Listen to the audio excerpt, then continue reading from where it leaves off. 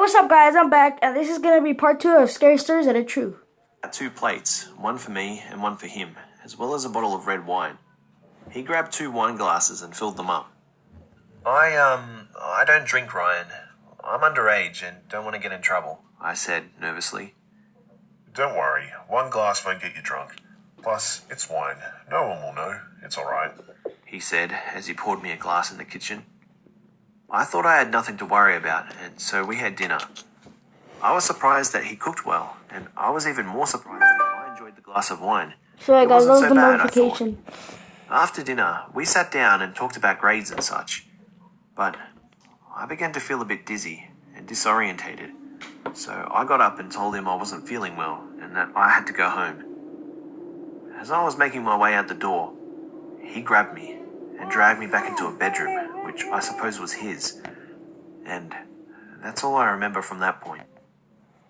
After that, I remember waking up in a bed next to him. It was early morning, and I was scared, shaking, and choking on tears as I tried to remember what happened. I was stripped of all of my clothes, and so was he.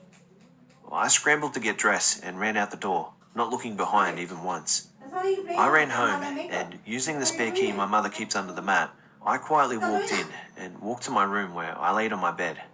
I just laid there, contemplating what the fuck happened last night. I never went to the police to report what happened with Ryan. I was too ashamed to admit that I was a victim of rape, possibly. I just kept it all to myself. I didn't tell anyone, ever. I felt like an idiot, like a fool for believing him, for trusting him and all that. I was also afraid of what he would have done if he found out that I turned him into the police. I deleted and blocked his number. Now, 7 months later, I still have nightmares of what Ryan did. I still receive messages and calls from unknown numbers who I know are from him. I answered his call one time after the incident, and he confessed to drugging my wine glass when he was pouring it in the kitchen. He taunted me and tormented me about how much fun he had taking my innocence. I have since deleted Grindr, and I have decided to learn my lesson. Never give your full trust to anyone you meet online, as there are sick people out there. People who want to take advantage of you to fulfill their sick needs. Online, you can never truly know anyone's intentions. Number 1. Oh, crap! This happened to me just this past summer. I started working at Walmart, helping them with their remodel. It wasn't hard work and paid well for a college student. After working there for a few weeks, I was approached by one of the cashiers while I was on my lunch break. Her name was Taylor. She was a very petite Asian girl, 20 years old, and barely even 5 feet tall. She sat down at the table, and I was sitting alone and started chatting with me. She introduced herself as we had never formally met before, and made small talk. However, I could easily tell that she was hardcore flirting with me, as she started to ask if I had Facebook and Instagram, and suggested me to friend her. I'm a friendly guy, and I went along with the flirting and responded in ways that didn't suggest that I was interested in her advances, but rather I was just being nice. She then asked for my cell phone, for which I told her I'm not comfortable giving away my number to someone I don't know well. She then went on to ask if I was busy tomorrow and that we should hang out. I told her that I had to work at my other job, Phantom Fireworks, and that I was busy for most of the day. I excused myself from the break room and said bye to Taylor. I get home and check my phone to see a friend request on Facebook and a follow request on Instagram from this girl. I kindly accepted and then just went on with my night. I got up early the next day for work at Phantom Fireworks. It was about noon when my manager came up to me and asked for me to come into his office. He pulled up the screen of the security cameras and asked if I had an Asian stalker from Walmart. I looked at the live feed of the cameras and see Taylor walking around the parking lot and eventually stopping at my car. This obviously freaked me the hell out. I guess she stalked my Facebook and found that I worked here and saw the pictures of my car. My shift ended around 6, and when I went to open the car door, I noticed a sealed envelope slid into the handle. I get into my car and Guys, do you guys see that that gray thing right there? I don't know what it is, but let's just get on with the video. Out falls a picture of Taylor, along with a love letter. It said, "Hey, I hope you have a wonderful day at work. I'm so glad we started talking. Love, Taylor. Then she read a list of adjectives describing me, and finally asking if I thought her picture was pretty. At this point, I was very creeped out and a little annoyed, and so I planned on talking to this girl in person the next day at Walmart. However, that same night, I received a text message from a number I didn't know. I replied with the typical, "Hey, who's this?" The response from this number was, "Taylor." That was enough for me. I called her and questioned her as to how she got my number and why the fuck she would come to my work unannounced and leave me a letter on my car, and let her clearly know that I found this very weird. I guess I'd put my cell phone number on my Facebook profile or something. She apologized and said that she thought I'd like it and she was trying to be sweet, and then went on to ask me if I thought she was pretty.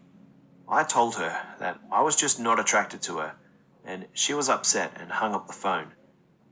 The next few weeks at Walmart, I would catch her following me around work, making obvious attempts to pass by the aisle I was working in, catching me while I was on my lunch breaks, and even would come an hour early for her shift in order to see me before I left for the day. During one instance of her attempts to talk to me, she asked where I lived. I asked her why she would need to know where I lived, and she said, "So I can meet your parents." At this point, I was tired of her stalking and following me, and her response sent me over the edge. I yelled at her, "Why the fuck would you need to meet my parents? I don't like you, Taylor. I'm tired of you stalking me. I'm serious. Leave me the hell alone." She ran away crying, and I went on about my work. The next week, when I would head home from work, I noticed a red car that followed me all the way home, but wouldn't turn onto my small 4-house lane. This obviously weirded me out, as I was really wondering if it could be Taylor trying to find out where I lived. I didn't question it when I would see her at work, but I started trying to find out which car she drove to work. But I never figured it out. I was home alone for the weekend, as my parents were taking my sister on a college visit. It was about midnight, and I was watching TV when I noticed headlights coming down the driveway.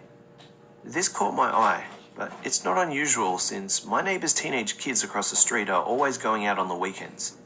However, the beam of the headlights, it kept slowly coming towards my house, and I peered out of my kitchen window towards the road, and it was the same red car that had been following me previously. I froze. Guys, I think there might be a part 3. This video is so long. I tried to look to see what the person was doing, but I didn't have a view. I could see the red glow of the taillights as the car came to a stop and then shut off. Fuck, I thought to myself. Whoever this person is, they're not going away, and whatever their intentions are at midnight, it's probably not good. I turn off the TV and the hallway light, rush upstairs to my room and grab my knife and a small LED flashlight. I hear the doorbell ring. I stay still in my room, listening to any noise I could pick up. The doorbell rings again and again, followed by someone banging on the door. The sound was echoing through my entire house, and it was really loud. I thought to myself, this couldn't be Taylor. She wouldn't be able to pound on the door that hard. Whoever this person is, they've got some weight behind them. Who could it have been then? An angry customer? Someone I cut off driving one day who'd been plotting revenge all this time? Whoever it was, they seemed pretty furious and dedicated to get inside my house. I creeped downstairs and slowly approached the front door. After they had taken a break from banging on the door, I yelled out, "Who the hell is it? And what do you want?" The reply, it chilled my bones and sent the hair on my neck straight up, while also infuriating me. "It's Taylor. Let me in. We need to talk. Now." I unlocked and opened the main door, ready to flip out on this crazy girl and tell her off once and for all. In between myself and Taylor was a separate thin glass door, similar to how screen doors are. I unlocked it and stepped outside, and there she was, standing with her hands in her pocket, looking all innocent as if she hadn't done anything wrong. I yelled at her, demanding she stop following me and stalking me, and that if she doesn't get off of my property, I'm calling the cops. Her reaction to this confused me. She started grinning, slowly. Eventually, a widespread... Alright guys, sorry there's gonna be a part 3 to this final video, and I see you guys in a bit.